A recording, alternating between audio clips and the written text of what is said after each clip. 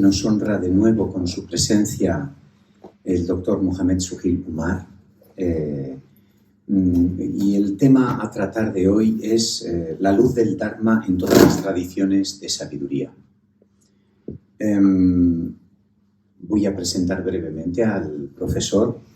El doctor Suheyl Umar es considerado como un hombre de carácter moral intachable, erudito y gestor del más alto nivel, que habla con fluidez el inglés, el urdu, el persa y el árabe, con conocimientos académicos tanto de filosofía occidental como de pensamiento islámico tradicional y de otras tradiciones del mundo igualmente. Es muy reconocido internacionalmente en el diálogo interconfesional interreligioso por su labor a lo largo de más de 4 décadas. Actualmente es catedrático de la Universidad de Punjab Central en Lahore, Pakistán, en la Facultad de Tecnología de la Información en Ciencias Sociales y director del Centro de Lengua Inglesa. Sus últimos 30 años ha sido director de la Academia Iqbal de Pakistán, centro de excelencia del gobierno pakistaní en estudios del poeta y el sabio Iqbal. También ha trabajado como director académico del Instituto de Cultura Islámica, como redactor jefe del Al-Ma'arif y como profesor visitante en el Instituto Internacional de Pensamiento y Civilización Islámicos de Kuala Lumpur, en Malasia. Adicionalmente, es profesor asociado de otras universidades de Lahore, la Universidad Nacional de Informática y Ciencias Emergentes y de la de Ciencias Empresariales. El profesor Umar está especializado, como he dicho antes, en filosofía, lengua y literatura inglés, urdu, árabe y persa, religión comparada, espiritualidad islámica, diálogo interreligioso, interfaz entre religión y ciencia y estudios sobre el poeta y gran sabio Iqbal e historia intelectual islámica. Ha contribuido con un altísimo número de artículos y otras publicaciones en estos campos y participado en un gran número de proyectos de investigación y conferencias con numerosas organizaciones nacionales e internacionales de las que forma parte incluso hoy en día. Es un consumado traductor en los idiomas citados y un experto informático que ha producido 2 programas informáticos, uno de los cuales sigue siendo el único programa multilingüe de bibliotecas del mundo. Además de haber realizado la traducción al urdu del Microsoft Office y el Microsoft Windows, entre otras muchísimas cosas. Compartimos panel dentro del marco del Consejo Mundial Interreligioso ILAIJA y es mucho más que un honor tenerle de nuevo, una vez más, entre nosotros y de poder escuchar y recibir conocimiento y sabiduría de su persona. Es un honor participar igualmente de su presencia durante un rato y mañana ya sale de viaje de nuevo hacia Islamabad, con lo cual, pues le vamos a echar mucho de menos. Muchísimas gracias. Thank you very much, Professor, to be with us again. And then we let you proceed. Thank you very much.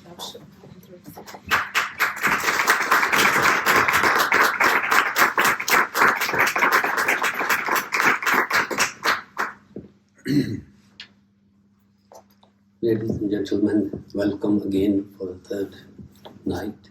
And tonight I would like to talk to you about the ecological problem, the problem of environment. But since the publication of the first important work on the subject in 1964, The Silent Spring, down to the last decade, the publication of Religion and the Order of Nature by Dr. Hussain Nasr, there has been an expanding body of literature on the problem which has approached it, analyzed it, and formulated its remedies from all possible angles: philosophical, religious, theological, scientific, everything. that is another matter that the wielders of political power and the domain of science have not lent their ears to what these sane voices have to say. So I would talk about the basic loss, the loss of the perspective, the loss of the essential vision which started this problem, which is at the basis of this problem. And I have borrowed the term the anthropocosmic vision, which is originally of origin of Confucian thought, and it was formulated by the greatest authority of Confucianism living today, Professor Tu V. Ming. But it very successfully encapsulates and captures what is across all the wisdom traditions of the world, of all houses of faith, of all religions, the vision, which in Hindu terms is that of Dharma, which is the shared vision of all wisdom traditions. And this was the loss of this anthropocosmic vision, this dharmic vision, which in fact triggered this, and the modern man arrived at the predicament which we see it now.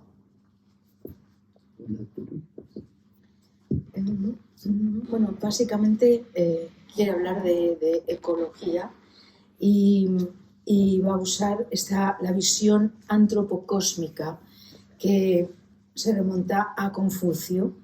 En concreto, va a hablar de la luz del Dharma en todas las tradiciones de sabiduría.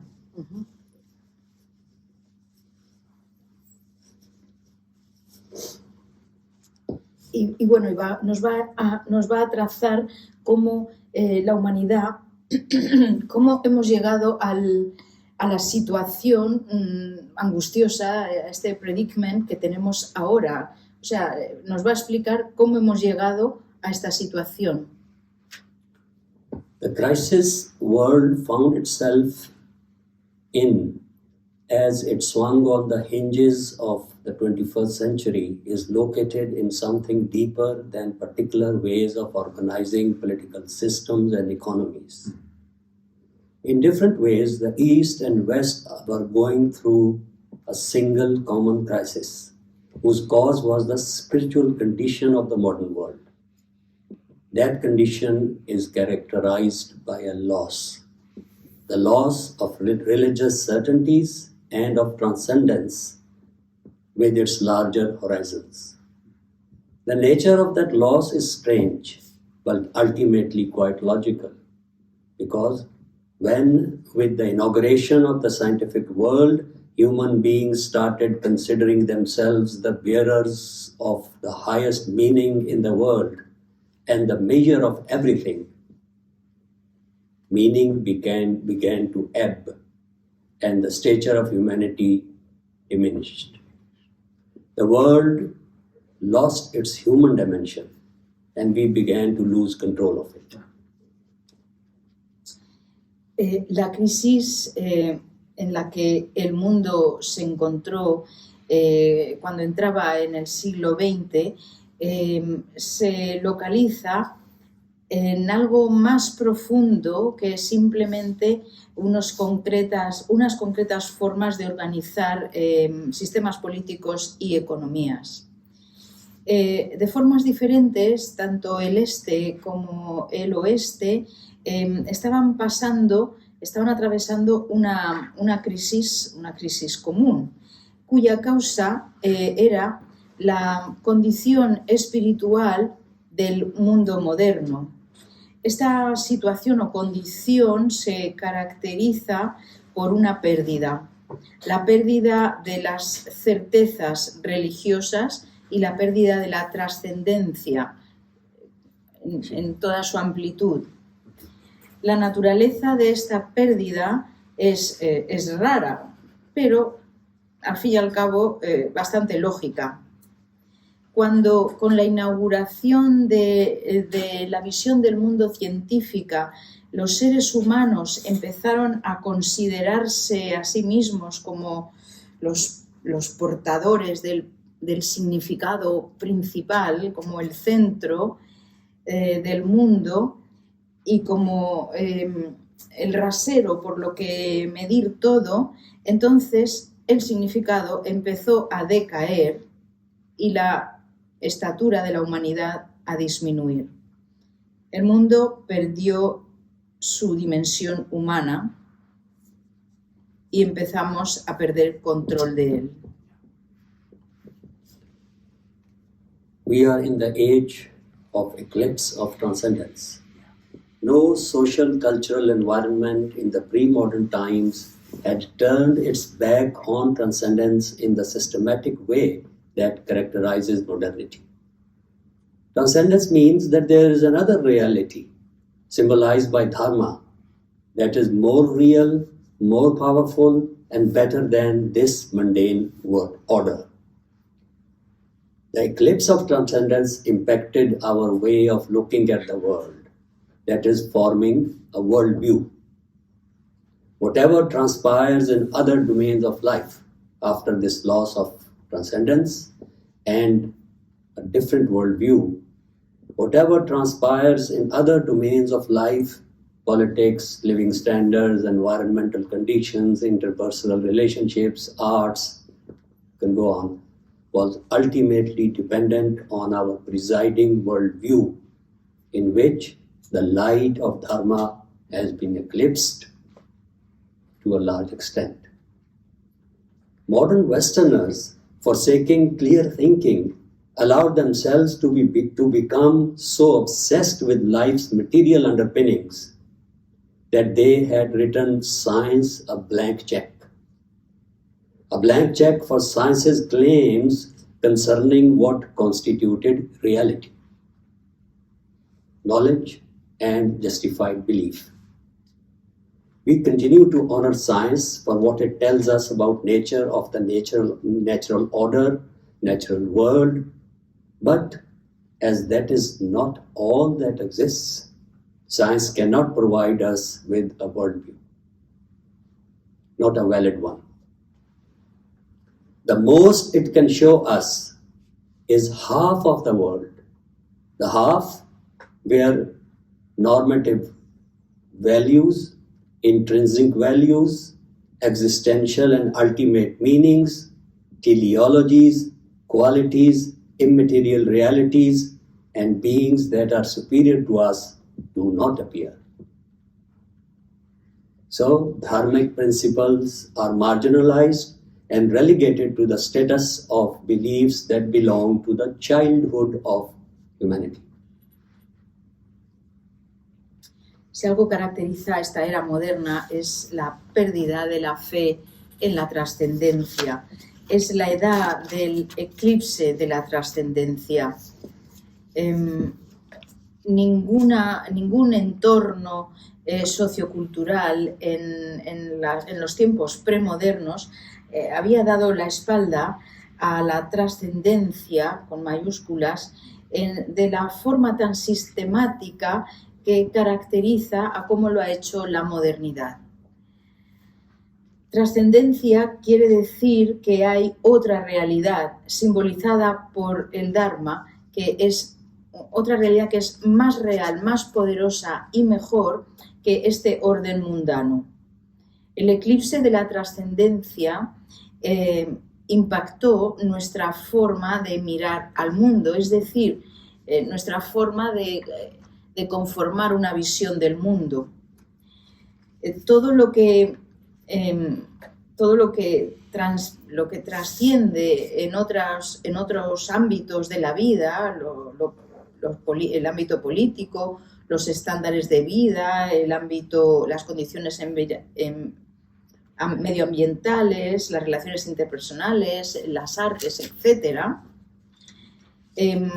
Todo esto era últimamente dependiente de cómo nosotros nos permitimos ver el mundo a la luz del Dharma. Todo esto se ha eclipsado en gran medida.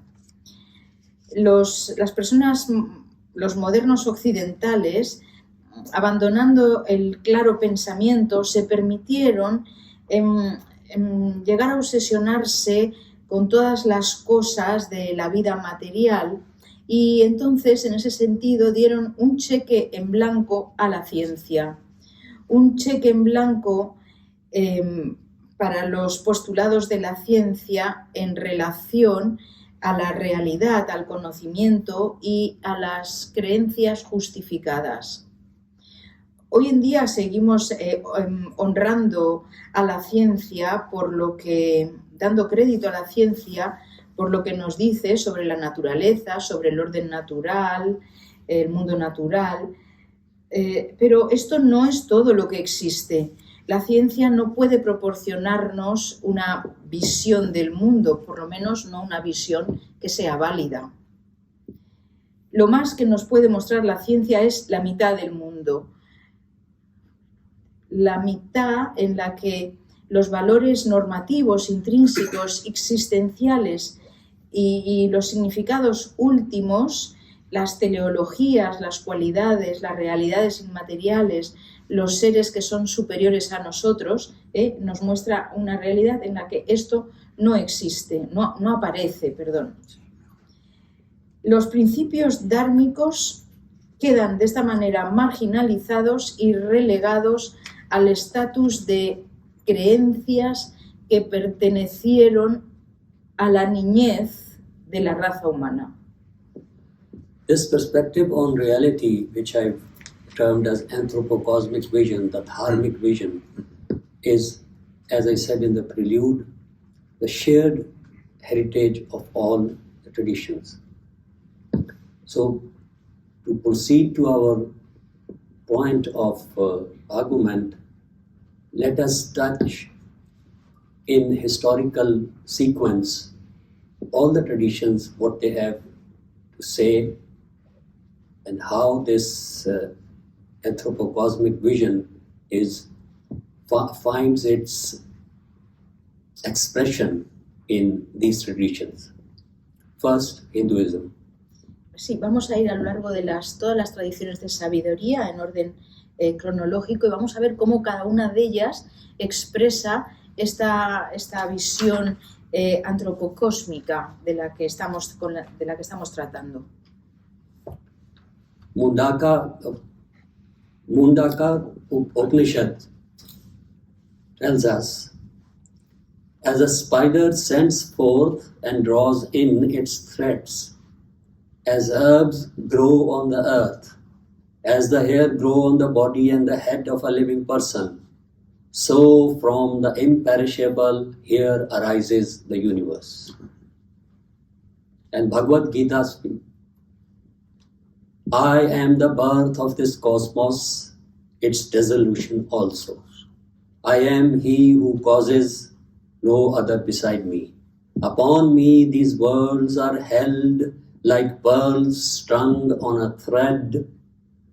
I am the essence of the waters, the shining of the sun and the moon. Om in all the Vedas, the word that is God. It is I who resound in the ether and am potent in man. I am the sacred smell of the earth, the light of the fire, life of all lives, austerity of ascetics. You must know that whatever belongs to the states of sattva, rajas, and tamas proceed from me. They are contained in me, but I am not in them. En el Mundaka Upanishad se puede leer, igual que la araña lanza y recoge sus hilos, su hilo, su hebra, igual que las hierbas crecen de la tierra, igual que el pelo crece en el cuerpo y en la cabeza de toda persona, asimismo del no perecedero, del imperecedero, surge el universo. Y otro pasaje, otra cita en la Bhagavad Gita dice: yo soy el nacimiento de este cosmos, también su disolución. Yo soy la causa sin ninguna otra.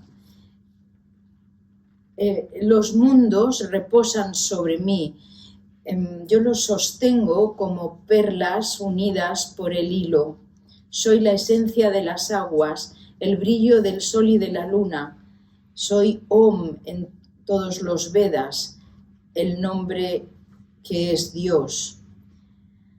Soy yo quien resuena en el éter y soy poderoso en el hombre, en la persona.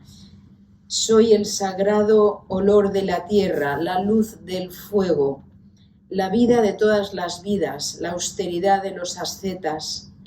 Tienes que saber que todo lo que pertenece a los estados de sattva, rayas y tamas procede de mí. Están contenidos en mí, pero yo no estoy en ellos. Buddhism.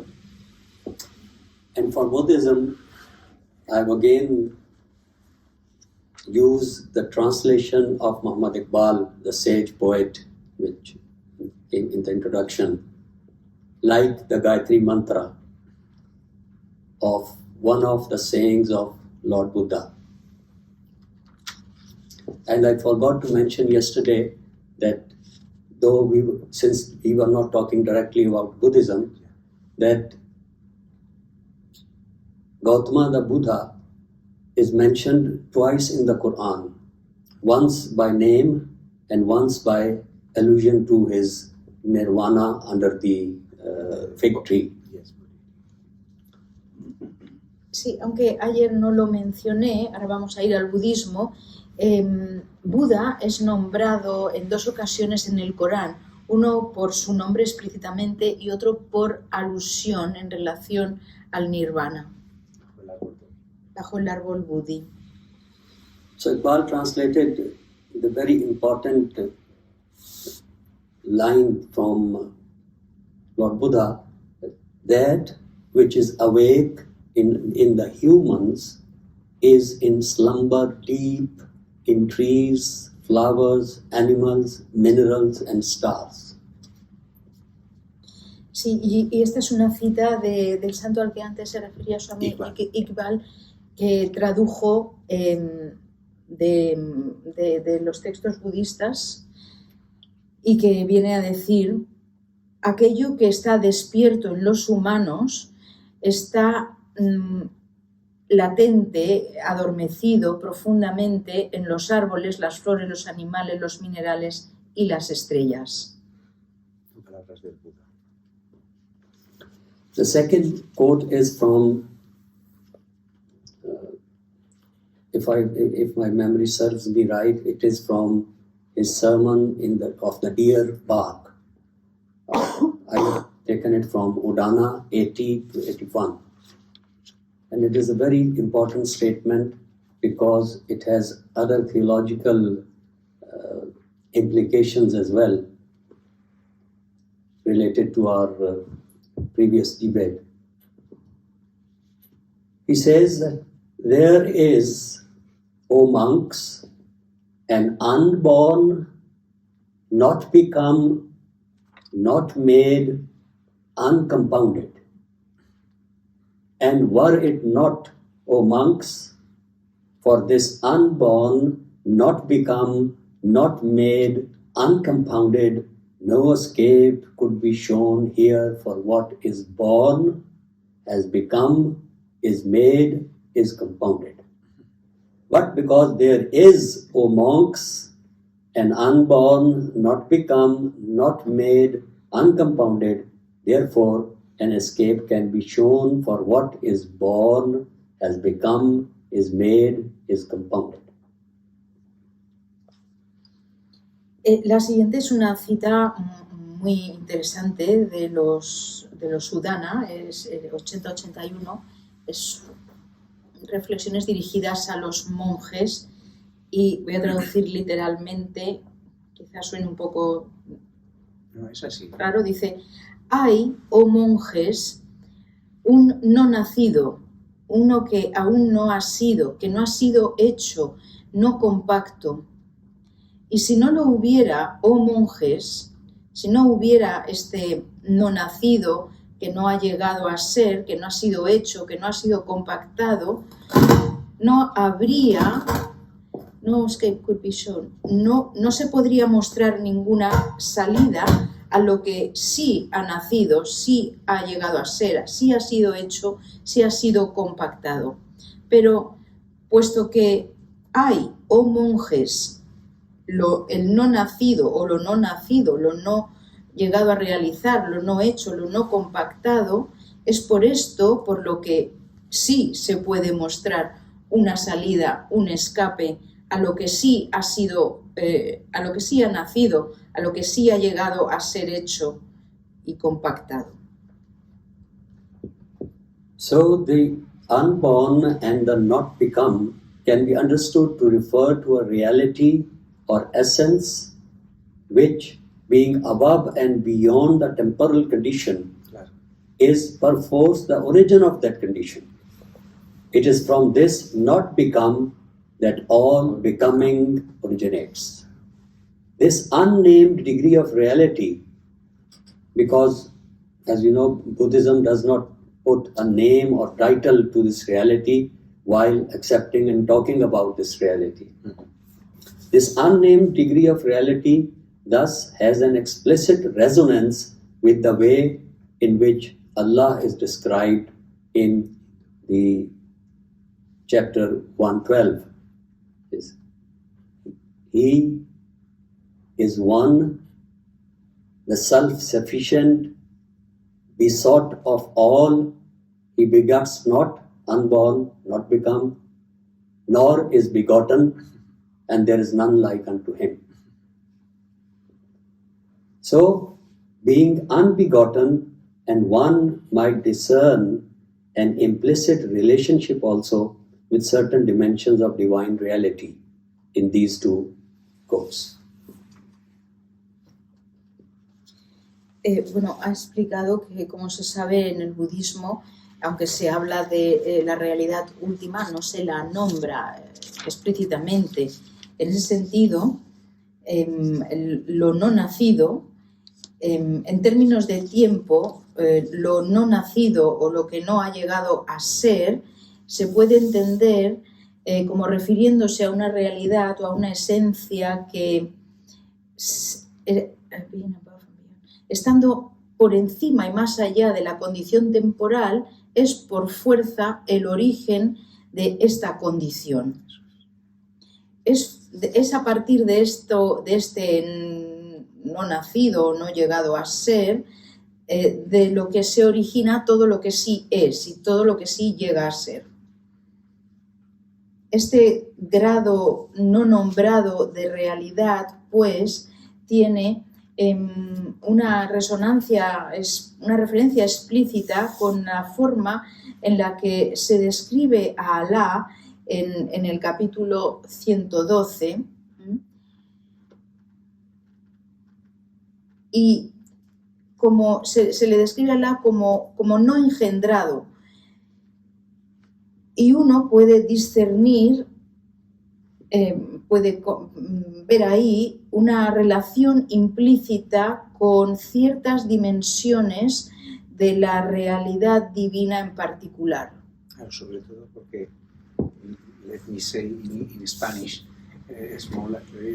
todo lo que es creado puede en un momento dado desaparecer, porque todo lo que aparece y nace puede morir y desaparecer, por lo tanto esa realidad trascendente es no nacida, y de ahí que sea imperecedera y trascendente, de que no hay un comienzo ni hay un final, y sin embargo de ahí nace todo, pero no ella misma. In Buddhist texts, the Dharma is stressed as the ultimate essence of all things or their ultimate suchness, which in Buddhist term is tatata. But to avoid any possible reification of this essence, either in thought or in language, that suchness is in turn identified with the void, shunya. All this also resonates deeply with the following another example from Lord Buddha, which figures in the very first chapter of the Dhammapada. Those who think the unreal is and think the real is not, they shall never reach the truth, lost in the path of wrong thought. But those who know the real is and know the unreal is not, they shall indeed reach the truth, safe on the path of right thought. And again, this statement echoes the first testimony of Islam, La ilaha illallah, understood metaphysically or epistemologically, rather than simply theologically. It also echoes the verse of the Quran, there is no compulsion in religion. Indeed, the right way has been made distinct from error. So whoever rejects the false gods and believes in one God, he has truly held tight to the firmest of handles which can never break. En los textos budistas, el Dharma es enfatizado como la esencia última de todas las cosas o su última realidad, su última esencia pura, suchness. La palabra budista es tatata. Pero para evitar cualquier posible cosificación de esta esencia, sea por pensamiento o en el lenguaje, esta realidad a su vez se identifica con el vacío, sunya. Todo esto resuena profundamente con la siguiente afirmación sencilla que hizo el Buda y que aparece en el primer capítulo del Dhammapada. Y la afirmación dice: aquellos que piensen que lo irreal existe o es y que piensen que lo real no es, nunca alcanzarán la verdad, perdidos por la senda del pensamiento erróneo. Pero aquellos que sepan que lo real es y sepan que lo irreal no es, estos verdaderamente alcanzarán la verdad siguiendo la senda segura del pensamiento recto. Esta aseveración, esta sentencia, hace eco del primer testimonio del Islam, entendido metafísicamente o epistemológicamente más que simplemente teológicamente. También resuena o viene a decir lo mismo que el verso del Corán que dice lo siguiente: no hay ninguna obligación en la religión. De hecho, el camino recto, se ha distinguido claramente cuál es el camino recto del no recto. Así que quien quiera que lo rechace, literalmente, quien quiera que no crea en él, así que cualquiera que rechace a los falsos dioses y crea en el Dios único, esta persona se ha agarrado firmemente al más firme de los asideros, un asidero que jamás puede romperse. In Zoroastrianism, this anthropocosmic vision finds its expression right in its angelology. It's about when it talks about angels. So for Zoroastrianism, Earth is itself seen as part of the hierarchy of angels so central to Zoroastrianism. Quote, we are celebrating this liturgy in honor of the earth which is an angel. And Ani Korma had observed that we have to capture here the phenomena of the earth as an anglophany, that is a theophany through the angel. En el zoroastrismo, la Tierra propiamente es vista como parte de la jerarquía de los ángeles, que es algo muy central a esta tradición religiosa. Y citando literalmente, dice: estamos celebrando esta liturgia en honor de la Tierra, que es un ángel. Y como H. Corbin ha observado, cito, tenemos que entender o capturar aquí el fenómeno de la Tierra como, no sé cómo traducir angelófase, como una angelificación. Yes. Now, from Judaism, the divine reality, the ultimate, the principle, which and Suf, which is comes from Arabic and it is a one-to-one equivalent to Al-Ahad, the one, but in a more deeper sense of Ain is the origin, the wellspring, and Suf is the sheer, pure, transcendent origin. So for Judaism, the divine reality, the essence, the Ein Sof, is also present in God's creation.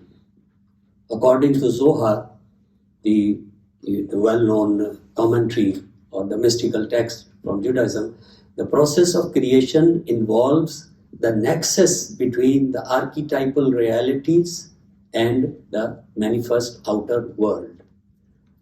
The process of creation, too, has taken place on two planes, one above and one below. And for that reason, the Torah begins with the letter Bet, which is numerical value of 2. The lower occurrence corresponds to the higher. One produced the upper world, the Sephiroth, and the other, the nether world of the visible creation. En el judaísmo, la realidad divina, o como ellos lo denominan, Ein Sof, que proviene también del árabe ahad, significando la fuente original, lo verdaderamente primordial, pues también representa la creación de Dios. Según Zohar, el proceso de la creación conlleva el nexo entre las realidades arquetípicas y la creación del mundo fenoménico. Citando, dice, el proceso de creación también ha tenido lugar en dos planos, uno superior y uno inferior. Y por esta razón, la Torá empieza con la letra Bet, cuyo valor numérico es 2. Lo inferior, la ocurrencia, o sea, lo que ocurre en el plano inferior, también se corresponde con el superior. Uno produjo el mundo superior del Sephiroth y el otro el mundo inferior de la creación visible. And when we look on Christianity, so in Eastern Christianity, the logoi exist in the logos and have their unity in him. And the logos is incarnated in the logoi. The Christian can contemplate the logos in the logoi. The logoi of intelligible beings may be understood as the blood of the logos, and the logoi of the sensible things as the flesh of the logos. The logos is not only incarnated in the flesh in Christ, but also in the logoi of all things, which Hinduism says Swadharma. And from Western Christianity, it was also not bereft of the similar vision and exposition of the divine roots of nature. And to find an expression of that, I have taken as a piece of poetry to present it. I am the supreme fiery force. You can see the resonances with the Bhagavad Gita text. Yes, yes. It's an anonymous thing. I am the supreme fiery force that kindles every spark of life that I have breathed on will never die. I order the cycle of things in being, hovering round in sublime flight. Wisdom lends it rhythmic beauty. I am the divine fiery life, blazing over the full ripened grain. I gleam in the reflections of the waters, I burn in the sun and moon and stars. In the breeze I have secret life, animating all things and lending them cohesion. I am life in all its abundance, for I was not released from the rock of the ages, nor did I bud from a branch, nor spring from man's begetting. In me is the root of life. Spirit is the root which buds in the word, and God is the intelligible spirit.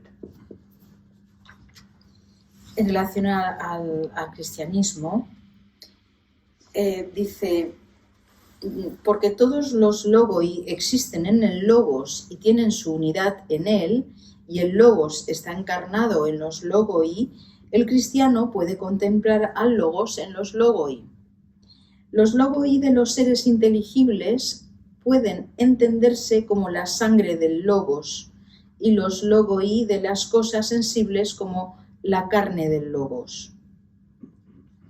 El logos no solo está encarnado en la carne de Cristo, sino también en el logoi de todas las cosas. Esto es lo que se llama en el hinduismo Swadharma.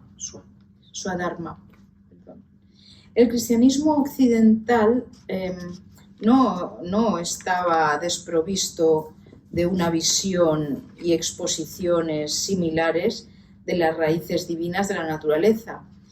Y es por eso que se permite citar esta poesía que tiene muchas similitudes, resuena mucho con lo anteriormente dicho de la Bhagavad Gita, y dice: soy la suprema fuerza pasional que enciende toda chispa de vida. Lo que yo he creado a través de mi respiración nunca morirá. Yo ordeno el ciclo de las cosas que son, planeando con un sublime vuelo. La sabiduría presta su belleza rítmica. Soy la divina vida llena de pasión, resplandeciendo sobre los granos, los trigos completamente granados. Yo brillo cuando las aguas, en la reflexión de las aguas, ardo en el sol, en la luna y en las estrellas. En la brisa tengo mi vida secreta y doy vida, animo todas las cosas, dándoles cohesión. Yo soy la vida en toda su abundancia, puesto que yo no surgí de la roca de los tiempos, ni tampoco surgí de una rama, del capullo de una rama, ni surgí tampoco de la procreación humana. En mí está la raíz de la vida. El espíritu es la raíz que produce luego, de la cual salen los capullos y de los capullos salen las palabras. Y Dios es el espíritu inteligible. And now for Islam, the first quote is from the Spanish mystic Ibn Arabi, where he is commenting on the Quran, about the nature of the Quran and this anthropocosmic vision through the Quranic verses, because Logos in the Islamic perspective is the Quran. That is the word made book. In its root, the existence of the cosmos is tied to the being who is necessary through himself. Hence, each part of the cosmos is tied to every other part, and each is an interconnecting link on the chain. See the Bhagavad Gita, pearls as the pearls strung on The thread. And these, we saw it in Christianity, we now see it in Ibn Arabi, knowing nothing of Bhagavad Gita. When man begins to consider the science of the cosmos, he is taken from one thing to another because of this interrelationship. But in fact, this only happens in the science of the folk of Allah, the people of God. They perceive it. Their science does not follow the canon of those of the learned who know only the outward appearances of phenomena, like the philosophers. The canon of the folk of God ties together all parts of the cosmos, so they are taken from one thing to another, even if the scholar of the outward appearances sees no relationship. This is knowledge of God. He who knows the Quran and he realizes it will know the science of the folk of God. He will know that their sciences does not enter into limited chapters, nor does it follow the canon of logic, nor does it can it be weighed by any scale.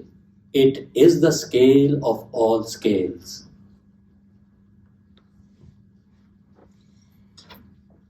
En relación al Islam, dice, en su raíz, en su origen, la existencia del cosmos está atada, unida al ser que es necesario en sí mismo. De ahí que cada parte del cosmos está unida, atada a las otras partes, y todas están interconectadas formando una cadena. Cuando una persona empieza a considerar la ciencia del cosmos, va de una cosa a otra debido a esta interrelación. Pero de hecho, esto solo ocurre en la ciencia del pueblo de Alá, del pueblo de Dios. Su ciencia no sigue el canon, el mismo canon que el que siguen los eruditos que saben, que conocen solo las apariencias fenoménicas de lo exterior. El canon del pueblo, la gente de Dios, ata todas las partes del cosmos, así que son llevados de una a otra, incluso si el erudito, el que sabe mucho de las cosas, de las apariencias externas, no ve la relación que ellos ven. Esto es el conocimiento de Dios. Aquel que conoce el Corán y lo realiza, sabrá que la ciencia del pueblo de Dios, conocerá la ciencia del pueblo de Dios. Sabrá que la ciencia de ellos, que su ciencia no entra en capítulos limitados, no tiene cabida en capítulos limitados, ni sigue un canon lógico. ni tampoco puede ser pesada por una balanza. Es la balanza de todas las balanzas. The central idea of Islam is the principle of Tawheed, oneness. And in the context of our present discussion, it really should be translated as integrating oneness rather than simply as unity. So integrating oneness that makes one, realizes one. And this oneness is to be understood not just on the level of the divine, that there is one God as opposed to many gods. It is also to be understood on the level of reality. There is one reality that encompasses all that is, penetrates all that is. We are moving from a theological conception of reality, unity, to an ontological conception of unity. Not just a question of one God, but one being, one reality. La idea central del Islam es el principio de Tawhid, la unidad, que realmente debería ser traducido como la unidad integrativa, más que simplemente como unidad. La unidad integrativa que hace uno, que realiza al uno.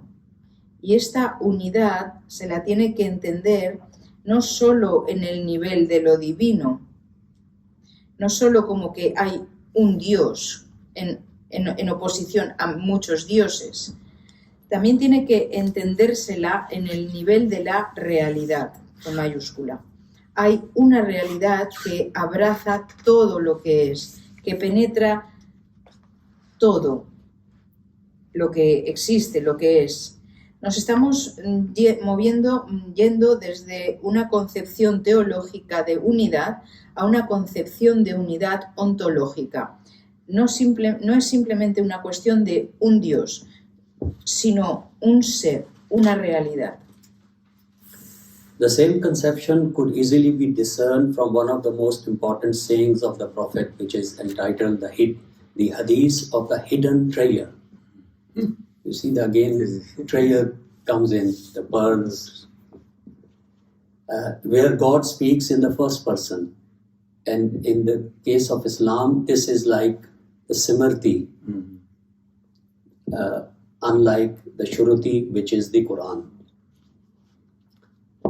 So the Hadith says that I was a hidden treasure and I loved to be known, so I created.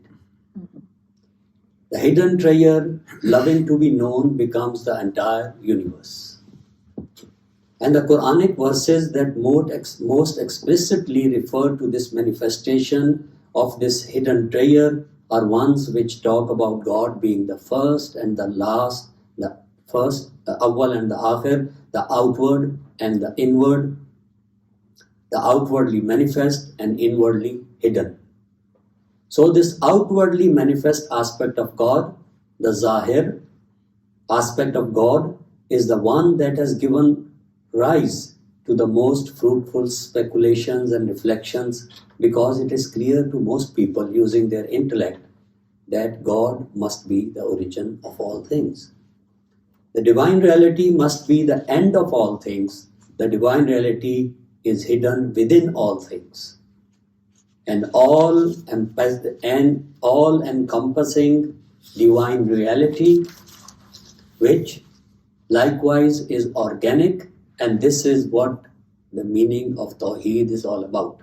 That is, the interconnectedness of all phenomena in the oneness of the divine reality.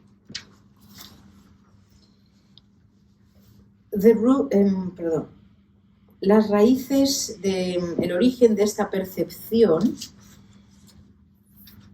la concepción podría fácilmente ser discernida.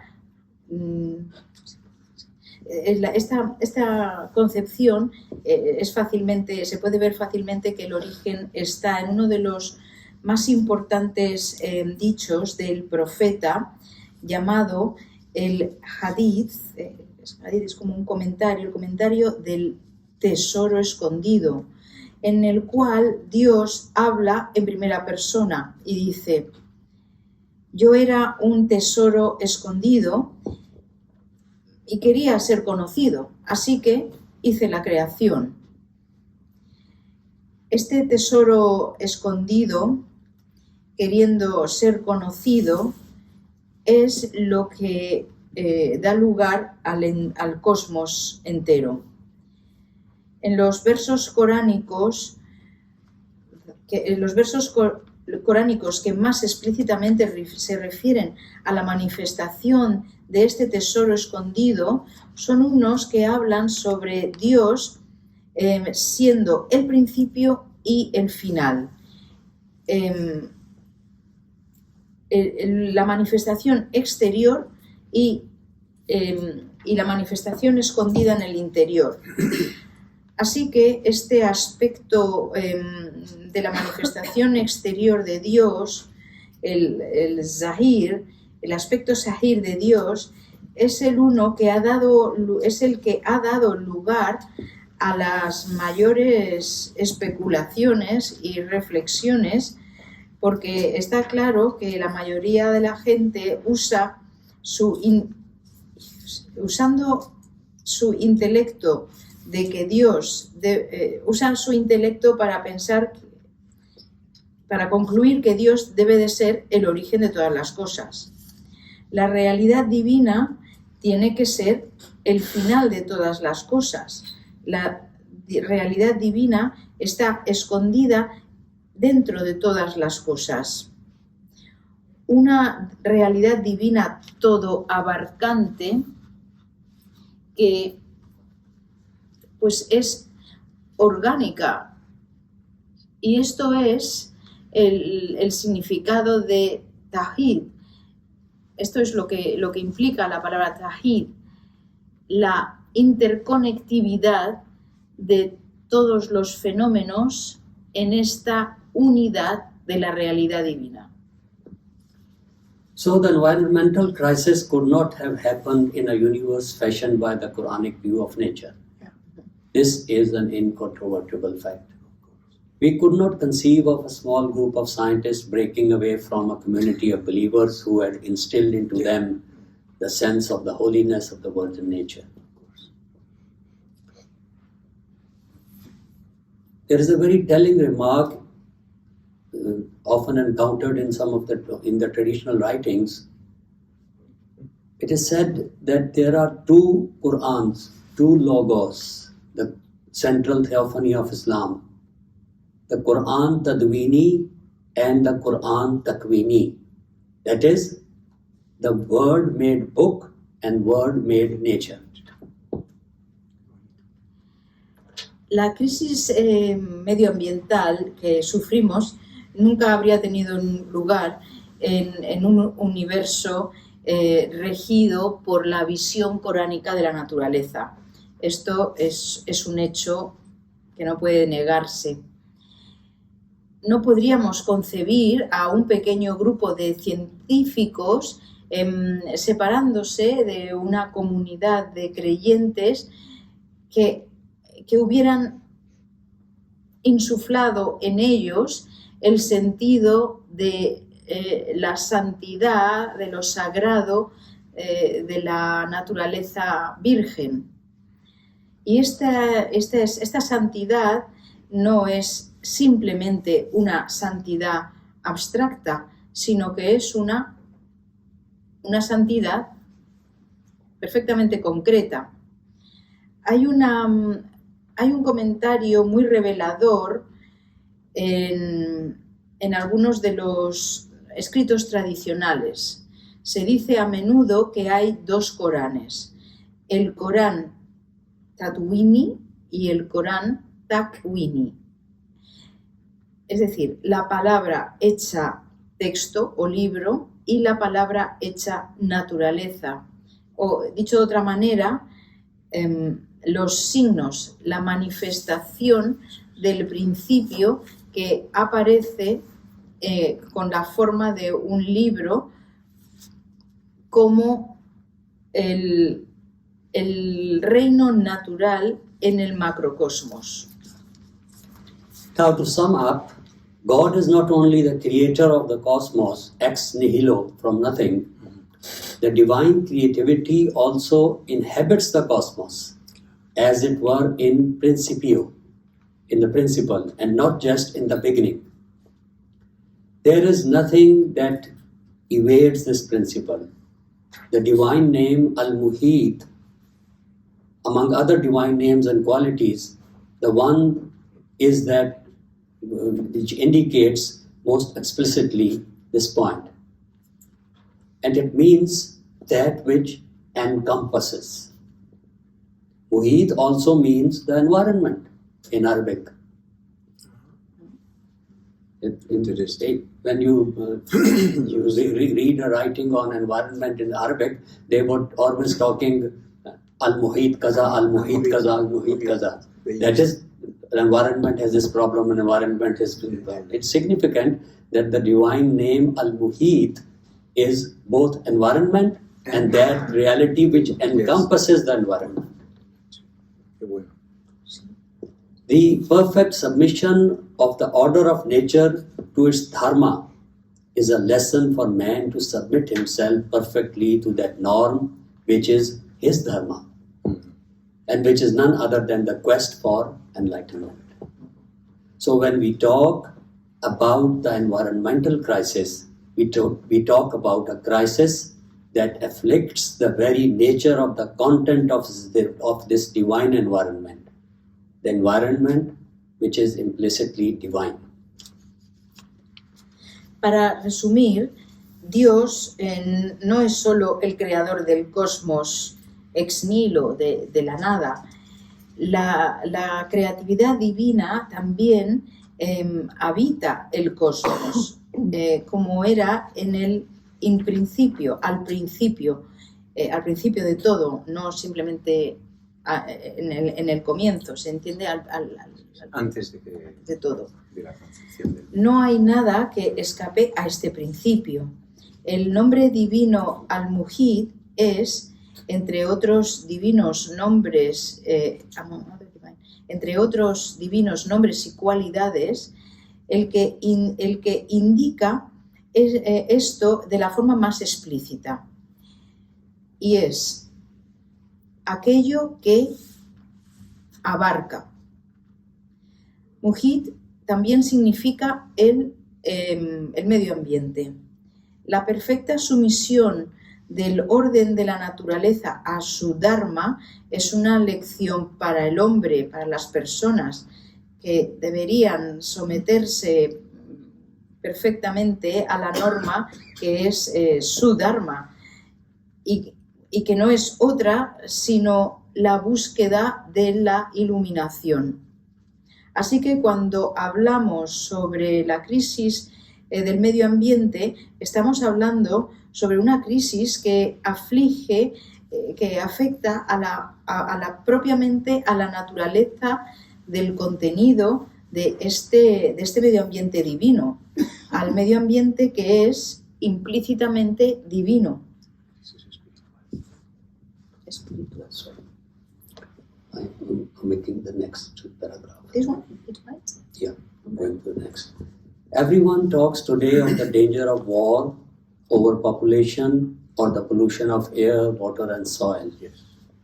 But usually the same people who discern these obvious problems speak of the necessity of further development.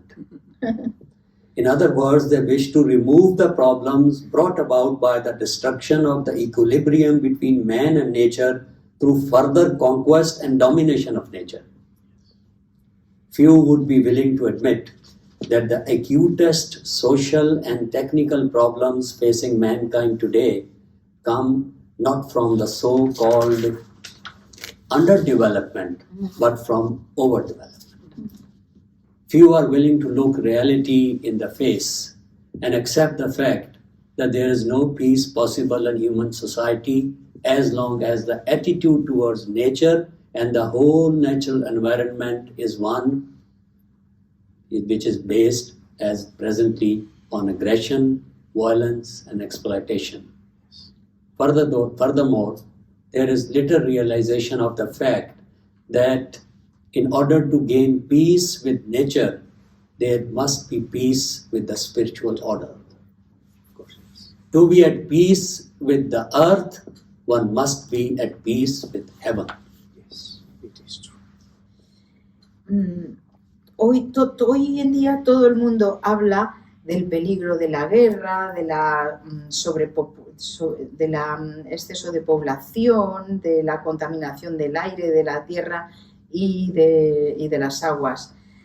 Pero normalmente la misma gente que ve estos problemas como una cosa obvia, también estas mismas gentes hablan de la necesidad de mayor desarrollo. En otras palabras, quieren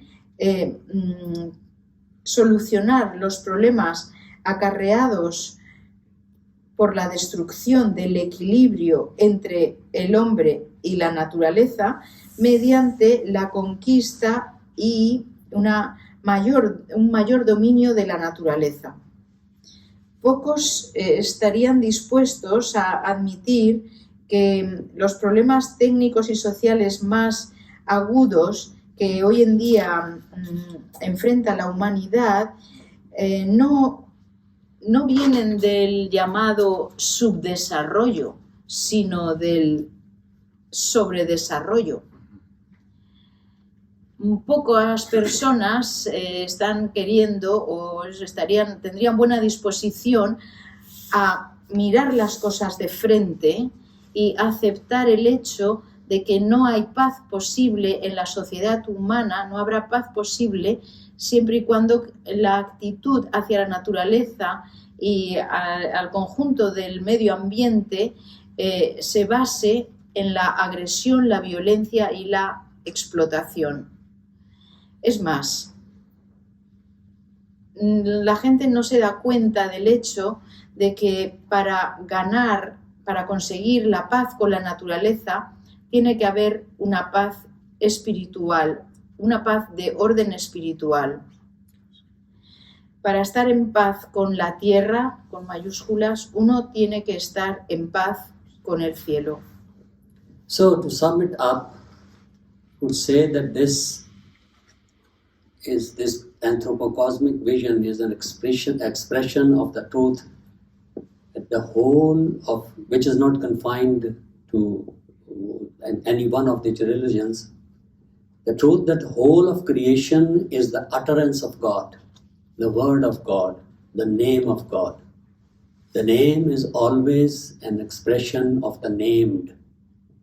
So when the human being within the world utters the divine name, the divine being is integrating himself within the divine nature, and thereby the whole of creation participates in that reintegration. And that's the meaning of which the Platonic philosophy brings home so clearly and is found expressed also in all major spiritual traditions. The microcosm is the small world. When correctly understood, this means that when you correct yourself, this action has repercussions that ripple throughout the whole universe. And this is expressed most beautifully by the great sage Ramana Maharishi, when one of his disciples came to him and said, I am trying to realize myself in accordance with your teachings. But what about the world? How can I improve the state of the world? And Ramana Maharishi looked at him, at the disciple, and said, you are the world. Beautiful. Beautiful indeed. En la totalidad de la creación es la palabra, la expresión de Dios, la palabra de Dios, el nombre de Dios. El nombre, con mayúsculas, siempre es una expresión del que es nombrado. Así que cuando el ser humano en el mundo articula el nombre divino, este ser humano está integrándose a sí mismo en la naturaleza divina y por tanto toda la creación participa en esa reintegración. Y este es el significado que la filosofía platónica nos traslada tan claramente y que se encuentra expresado también en las principales tradiciones espirituales del mundo.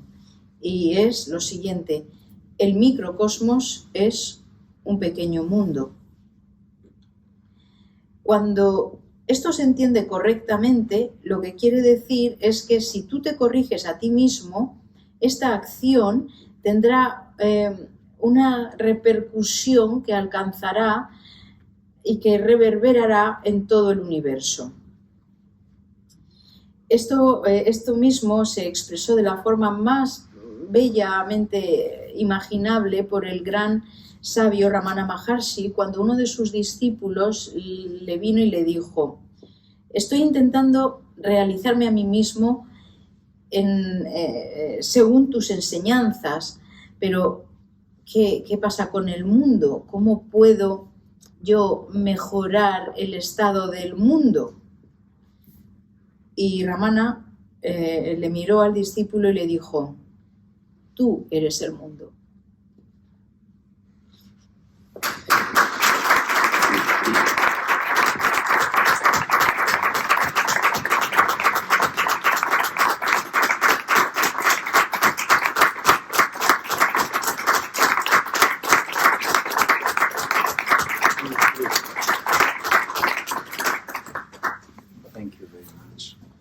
Si alguien quiere hacer una. Creo que no acabo de escribir. Tiene como otro paper. Maybe. ¿No? If you have something to share, don't. No, that wasn't.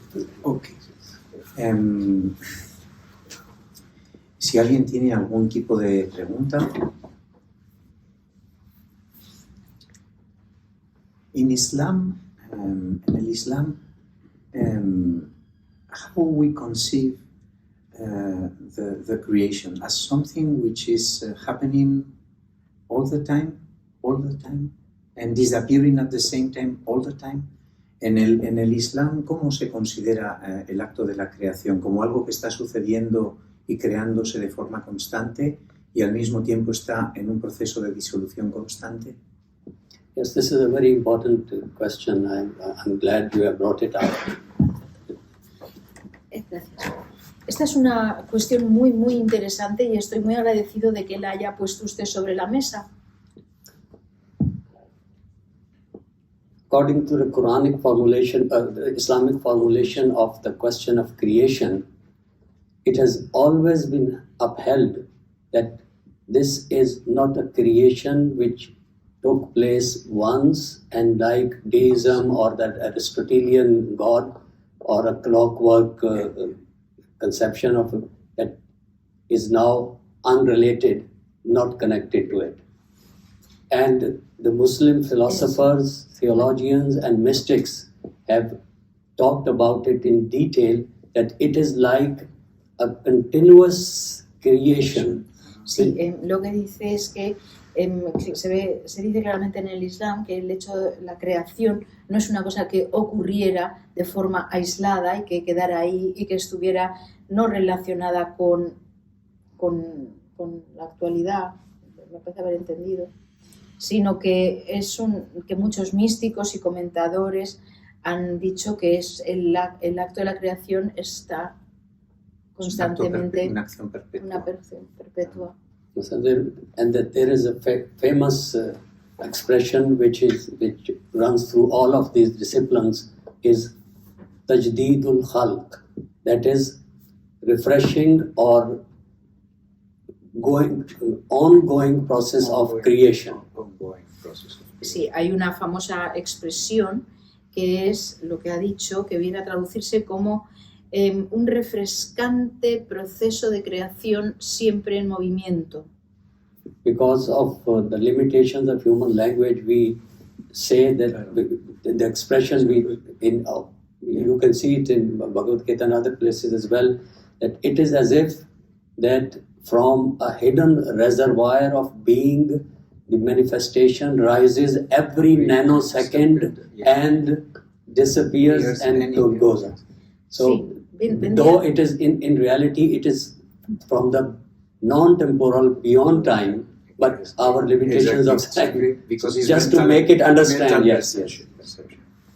Se podría decir que es como la imagen de un embalse del cual constantemente surge agua y luego también vuelve el agua a este embalse. And one can see that it has very deep implications for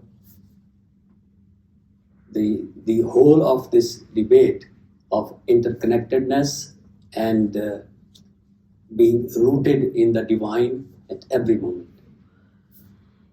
Sí, hay profundas implicaciones acerca de este debate de la interconexión como estando anclada en lo divino. There is a question also about the fourth state, where Turiya, we are speaking in the Hinduism, the Turiya. How the Sufism and Islamic approach this concept of Turiya? No? There is the awake state, and is sleep with dreams, and is without dream. Yes. And sleepless dream. Because I never asked. Turiya, yes, that's right, yes. Lo que le he preguntado, bueno, puedes traducir tú, es que no te oigo. Yes, it is. Just a moment. Yes. Sí, Swamiji me ha sacado la cuestión del estado de Turiya, del cuarto estado, del sueño sin. No. Está el estado de vigilia, el estado de sueño con el sueño, el estado de sueño profundo y el cuarto estado que está más allá de los tres estados que experimenta nuestra consciencia. This gives for a lot of conferences and lectures, but I mean, sí, esto daría para muchas it is a very particular question. Pero eso me quiere saber cuál es la posición, sí existe conceptualmente ese hecho. Yes, though it is after many years that I have heard this expression. Yes. It came to my mind in your so yeah, as you know, Hindu metaphysics and Hindu psychology both are very elaborate and sophisticated and detailed. It is so. And as it describes these four states of, you can say, human consciousness, these, and the last one, yes. Sleep without dreams, which indicates that, gives us to understand that it is a state of mind or consciousness, we would say, where it is emptied of its contents that are either coming from outside or from the repository which our waking state has developed. Yes. During the day, yes. Or during the days of our life. Yes. And then, since it sinks down into that deeper realm of consciousness during sleep, and it's not emptied, or it is now emptied of its contents that we have in the previous state of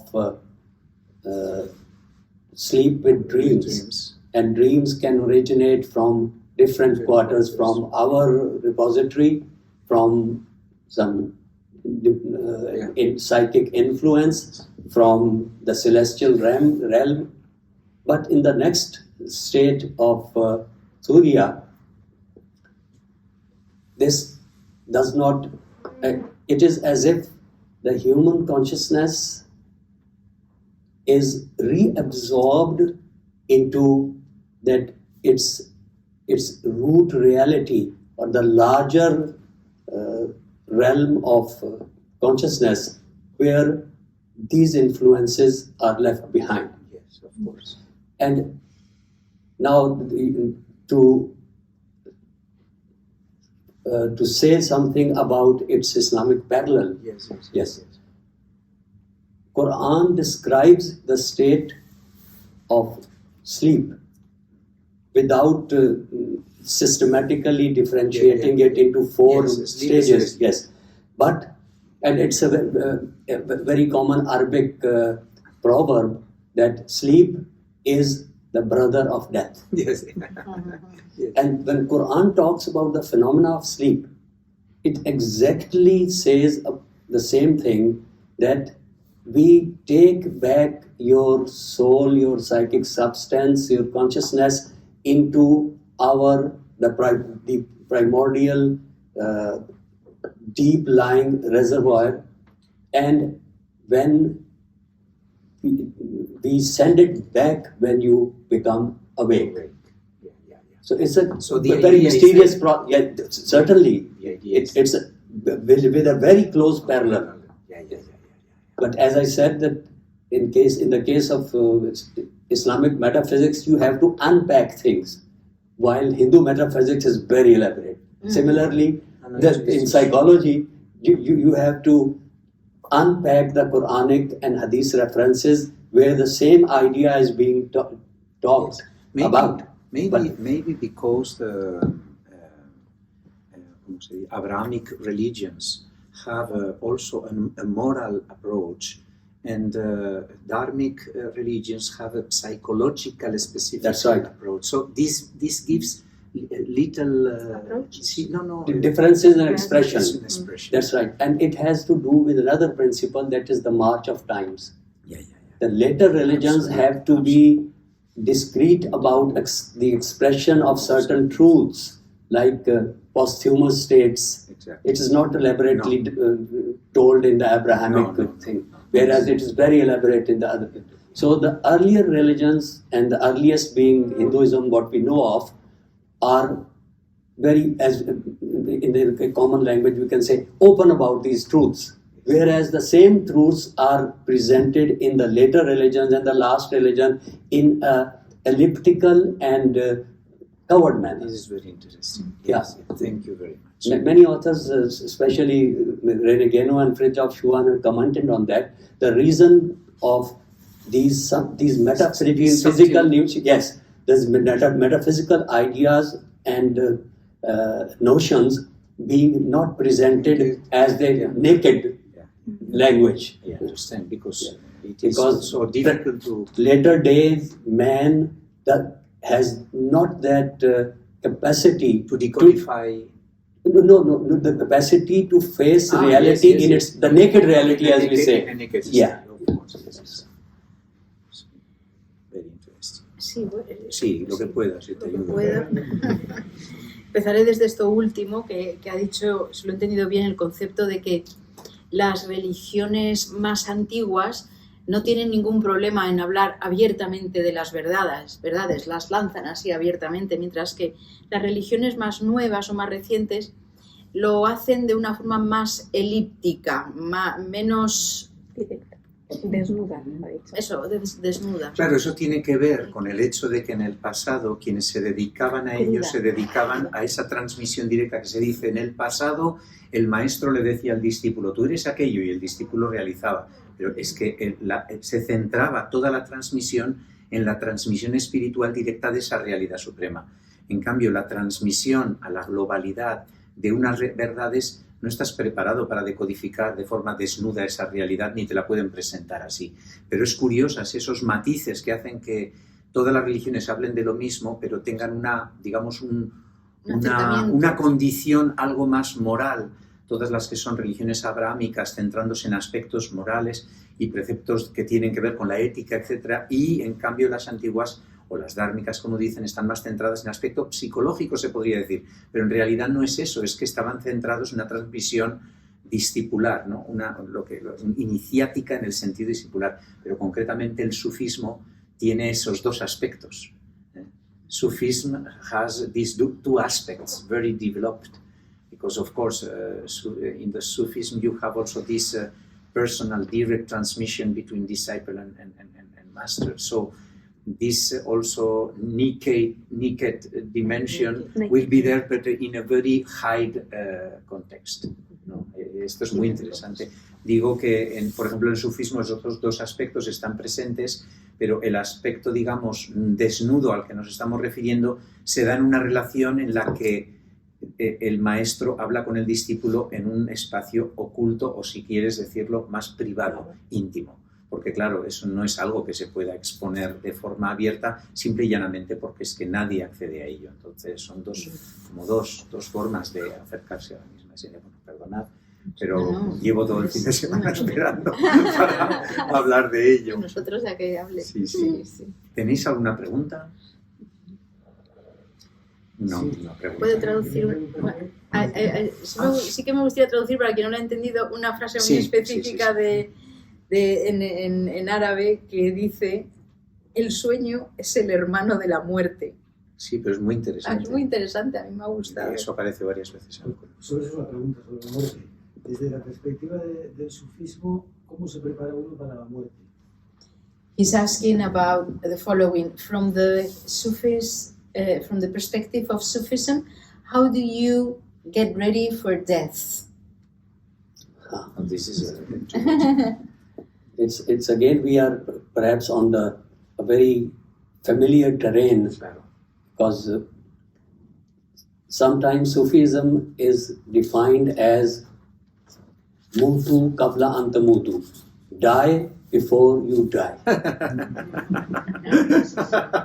Die before you die. Muere antes de morir. No, es como el sufismo es a veces presentado, ¿no? Con el eslogan de aprende a morir antes de morir. And in which one often authors say that it's an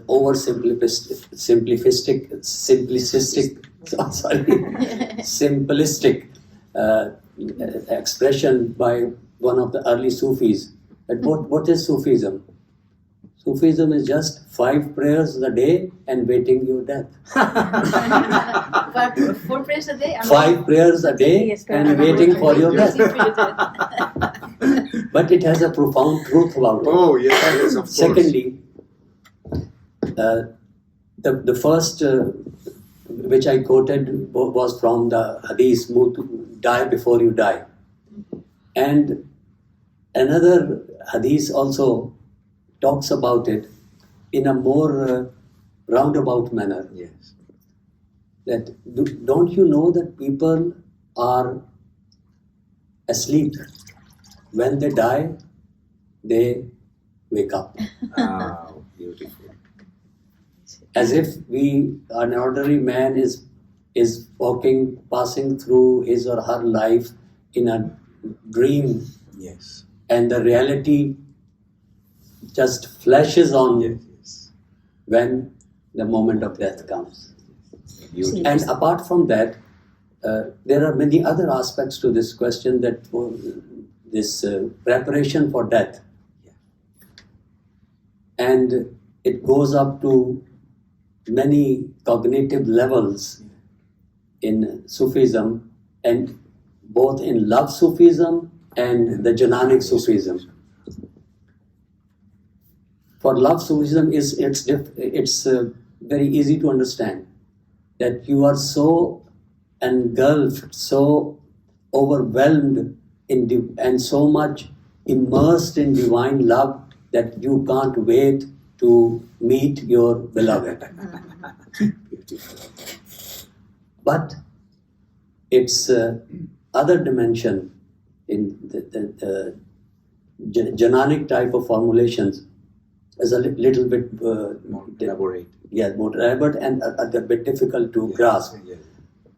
But the notion is the same, that when you look at the human condition and my earthly existence and this manifest realm being rooted in the divine, and the core of my existence being one with the real, the name which is one with the named, you as if realize us, then you are looking on your individuality, your human subjectivity from a point of a point removed with objectivity, as if you are my real existence is not this body, not this thought, but that hidden center which is one with the real. So in that sense, death is just an actual realization of which you had a metaphysical or cognitive realization before. Newborn. Bueno, algunas de las ideas que ha dicho, me he perdido la mayoría de apuntar, lo de, bueno, la frase esta famosa de muere antes de morir, y luego también ha dicho otra frase que podría parecer un poco simplista, que fue dicha por uno de los primeros maestros del sufismo, que le preguntaron ¿qué es el sufismo? Y dijo, pues son 5 oraciones al día y luego esperar a la muerte. Esperar con paciencia el momento de tu muerte. Menos crudamente dicho. Sí. También ha dicho la idea de que, preguntados sobre la muerte, pues dijeron, bueno, pues es que los humanos en realidad están dormidos durante la vida y cuando mueren se despiertan. Muy bonito. Y bueno, ha hablado de dos corrientes sufistas. Hay dos formas de aproximar esa idea desde el sufismo, que una es pues más de andar por calle y otra es más profunda. Y en la profunda estamos repitiendo en realidad la misma idea al final, ¿no?